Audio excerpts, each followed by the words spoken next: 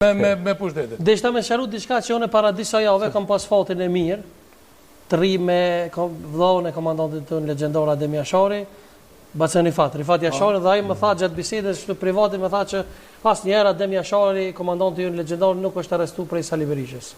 Kjo është mas e vërtet, sepse as komandanti, pas ata të cilët nuk e kanë kënduar Enver Hoxhën, nuk kanë pas të lash as me të djatën dhe as me Sali Berishën, as me qytetarët.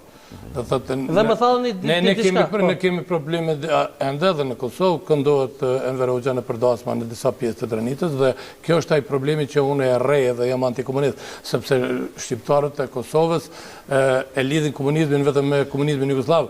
Nuk ka qenë vetëm komunizmin jugosllav, i ka qenë Bullgaria, Rumania, Shqipënia, dhe më thonë atje në Rumania është pushkatu Ceaușescu si diktator.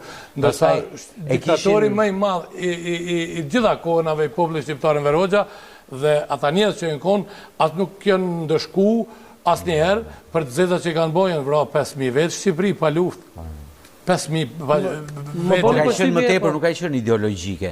Ka qenë në një farë mënyrë, sepse unë jam marrë pak dhe i kam studiuar këto, vini që nga lëvizja popullore e Kosovës, që nga vitet e 10. Ata kanë qenë marksist-leninistë. Ata ishim më të marrë, por në sensin jo ideologjik se sa në atë që Shqipëria paraqiste atë shpresën dhe vendin ku ata reflektonin, si thuash, shpresat e tyre për të arritur diçka në atë situatë që ishte në Jugosllavi.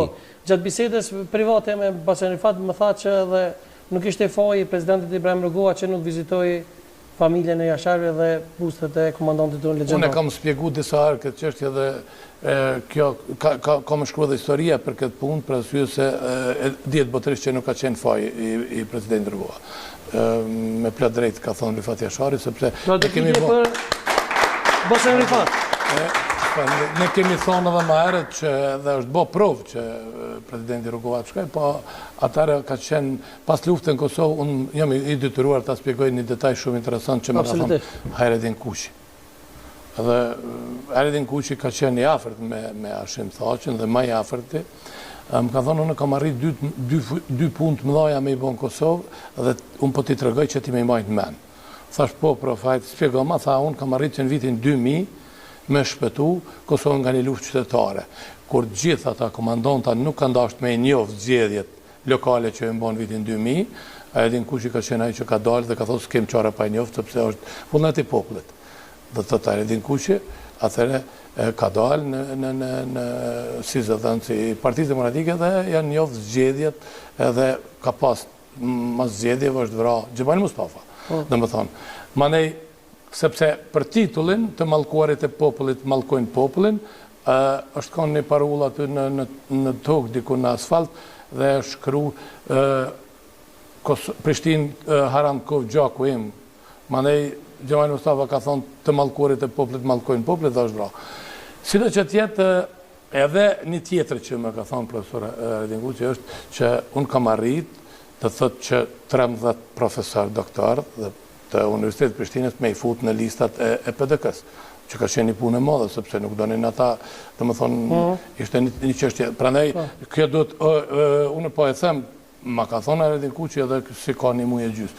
Prandaj, në ato rreziqet më të mëdha që ne kemi pas, dhe unë jam plagu, mu kam vrarë dy shok, mos lufte, dhe këto rreziqe i kemi të i kalu, pa hyrë në rrezikun për vllavrasje, pa hyrë në rrezikun për një luftë civile qytetare në Kosovë, për njohjen e mosnjohjen e vullnetit politik të qytetarëve, sepse vullneti politik i qytetarëve të Republikës Kosovë ishte me presidentin Rugova, kjo ishte pa kontestueshme. Prandaj edhe Arioni, edhe gjithë ata që kanë bën sado pak, po ju nuk janë pak, në vendet ku Serbia ka pas miq shumë të fortë, po zonë edhe në Francë, edhe në Itali, është një vepër më e madhe se e shumë të tjerëve për arsye se ta thesh propagandën dhe me lexu atë shkrimin që ka bën Arioni gjatë asaj kohe është me të vërtet një vepër e madhe sepse në Itali u konzon atë kohë.